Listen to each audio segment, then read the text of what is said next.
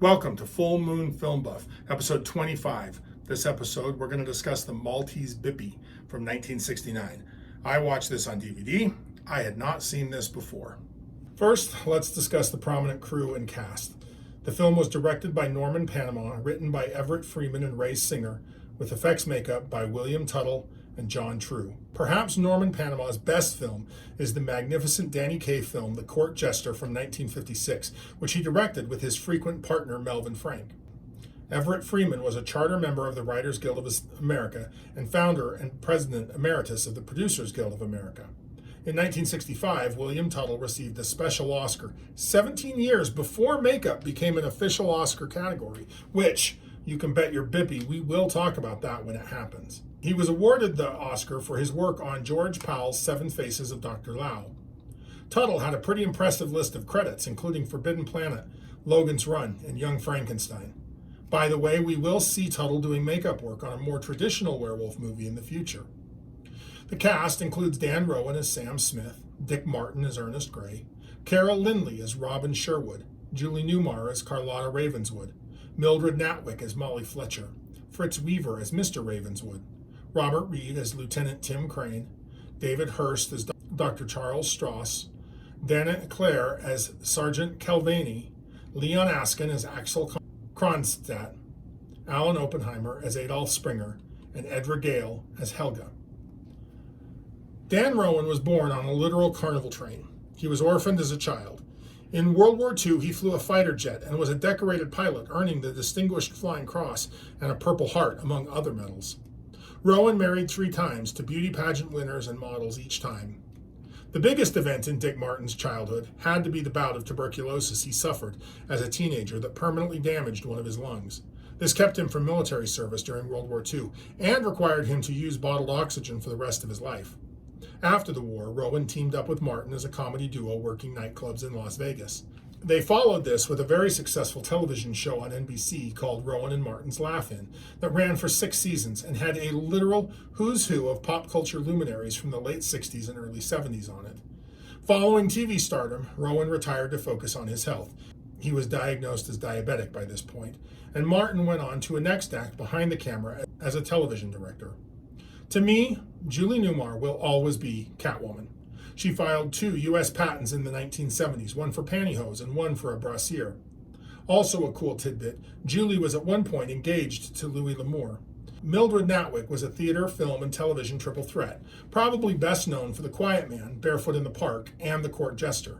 I've discussed a lot of actors who served in the military during World War II, so I feel like I should mention Fritz Weaver served in the civilian public service as a conscientious objector during the war. I cannot see Robert Reed without thinking of the Brady Bunch, but the truth is I remember him from a ton of the television of my childhood. David Hurst was evacuated from his Berlin home as part of the Kindertransport Rescue Program when he was 12 years old. Over 40 years later, he returned to his native country and lived there until his death. Dana Elkar is another actor that defined the television of my childhood. I couldn't have told you his name, but I immediately recognized his face. According to his autobiography, Leon Askin's first experience of show business occurred during World War I when he recited a poem before Emperor Franz Joseph. I find that cool. Like many of the other German-born actors I've discussed, he fled the Nazis and served in the U.S. Army. He's probably most well known as General Burkhalter in Hogan's Heroes. I recognized Alan Oppenheimer from his role as a Klingon on Star Trek The Next Generation, but I learned he was a voice actor in most of the cartoons of my youth. I didn't really enjoy this film, but I suspect that has more to do with me than it does the film. I was born right in the middle of Rowan and Martin's Laugh-In. I remember it on television in reruns, and it always reminded me of my parents' generation, old people, which is objectively dumb because first, I love movies and television from the 30s, 40s, and 50s, but the 60s is old? That's nonsense. Plus, I'm getting old. My kids prefer to use the word ancient, but what do they know? There is nothing wrong with old. So I don't know that this film is bad. It just triggers something in the subconscious part of me that was imprinted when I was a boy. In fairness to me, this movie did bomb at the box office, and it was the end of Rowan Martin's attempts at film stardom, so maybe it really isn't any good. I did have to look this up, but the word Bippy is a euphemism referring to an unspecified body part, generally understood to be, but doesn't have to be, the butt. Like most comedic horror movies, the plot is not the most important thing. There are lots of plot threads and characters that just get dropped once they aren't needed for the next joke. During the pre-credits scene, a man is killed in a cemetery. During the credits, Dan Rowan and Dick Martin joke about being in a movie. Sam Smith and Ernest Gray are evicted from their office literally in the middle of shooting an adult movie. With no prospects, the pair plans to disband. Ernie confesses he has been feeling the urge to howl. When they arrive back at Ernie's old house in Forbush, New York, they find police investigating the murder. The cops question the bizarre lodgers at Ernie's house, including his housekeeper Molly, attractive and aloof college student Robin, as well as Axel and Adolf. We also meet the weird Ravenswood clan of indeterminate foreign nationality who live next door. Carlotta Ravenswood seems to be insane and infatuated with Ernie. Dr. Charles Strauss diagnoses Ernie as a lycanthrope. He suspects the Ravenwoods are responsible. Strauss helps Ernie set a trap for the werewolf involving wolfsbane and a ritual horsehair loop. Sam wants to use Ernie's lycanthropy to set up a new entertainment act. Both Strauss and Sam plan to wait outside and see who shows up. The Ravenswoods show up. The Ravenswoods threaten Ernie until Sam bursts in. They knock Sam out and lay him on the pool/dinner table. They tell Ernie he is one of them now and try to make Ernie eat Sam. Ernie is not thrilled about this. Robin gets home, and that's just too many innocent bystanders for the Ravenswoods to deal with. They leave. That night, Ernie has a very weird dream. The camera is cranked up to create that Benny Hill, Keystone Cops energy. Ernie transforms into a very stylish dogman. No one else seems to notice at first. Sam is a cop on the street. Once people do notice Ernie is a dogman, everyone chases him. Ernie gets on a moped. All the people turn into dogs. The dogs chase Ernie, who has to climb up the side of a building to get away. Policeman Sam knocks Ernie off the ledge. Robin wakes Ernie up. Robin and Ernie find a secret passage in the basement of the house that leads to the cemetery. They overhear Ravenswood and Strauss discussing their plan to gaslight Ernie so they can search the house for something. Robin confesses to Ernie that she is there to find the sword Excalibur. I think her dad owned the house before Ernie. Instead, they find a dead body in the basement. The code AX18911 is written on the dead man's chest. They get the cops. But when they get back, the body has disappeared. So the cops arrest Ernie and Robin for wasting their time.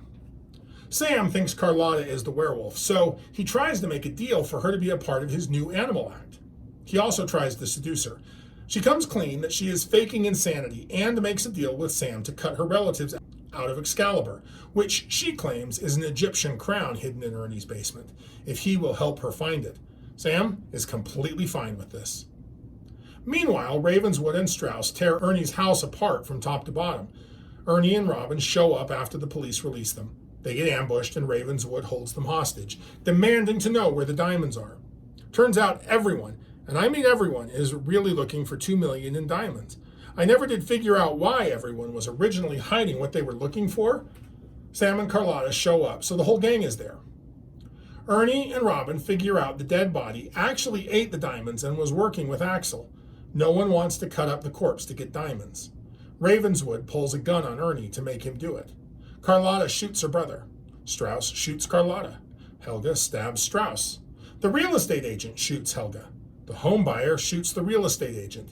The police show up, except it turns out they aren't really cops. Instead, they work for the Motion Picture Association of America and arrest Rowan and Martin for all the random on-screen violence. Rowan and Martin wake everyone up to prove it's just a movie, and no one was really hurt. The end. No. Martin thinks that that's a stupid ending, so he comes up with an ending where the butler did it, and is also Robin's father. She dies anyway. No. Rowan comes up with an ending where Molly is the real mastermind. She tries to kill herself twice, but instead kills one lodger and the butler. The cops take her away. Rowan and Martin walk off into the sunset. So this is odd. This isn't a werewolf movie, but there is a transformation scene. And it's great. It's very different. It's something we've never seen before. This is a different makeup job than any makeup job we've seen before. Ernie is very slick and stylish, much more dogman. than Wolfman. His hair is slicked back. He looks very sleek. He's wearing a stylish suit. Unlike all the other werewolves who have seen up till this point, who are bestial, unkempt, just raw. He's slick, very, very, very put together. The transformation happens between a few very fast cuts, which helps it keep pace with the energy of the scene that it's in. All in all, I really enjoyed the transformation, even if I maybe didn't like the rest of the movie. Now, werewolf lore, there is none. There is no werewolf in the movie, and what little gets brought up by Strauss is active misinformation, ignorance, and just stupidity. Nothing new. One thing I wanted to talk about regarding this movie is this is the first movie we've seen that breaks the fourth wall. I'm going to assume, since Deadpool is such a big deal, that everyone knows what breaking the fourth wall is. But this is the first time I've seen it in a werewolf movie. Rowan and Martin directly address the fact that they are in a movie twice during the movie. And both times they do it, they just do it to poke jokes at being in a movie. It feels a little disrespectful of all the people who are actually working hard and putting a lot of effort. It takes a lot of effort to make a movie, and these guys are just cracking wise. Now, I get that Rowan and Martin's shtick is not taking anything seriously. That's kind of their whole point of existing, right? That's their whole comedy act, is that they don't take anything seriously. It just kind of rubs me the wrong way, personally. So, if you like lycanthropes, like, share, and subscribe. Keep your eye on the moon and a silver bowl in the chamber, and we'll see you back here next time when we're going to talk about the next movie in the El Hombre Lobo series, Los Monstruos del Terror from 1970. I hope to see you then.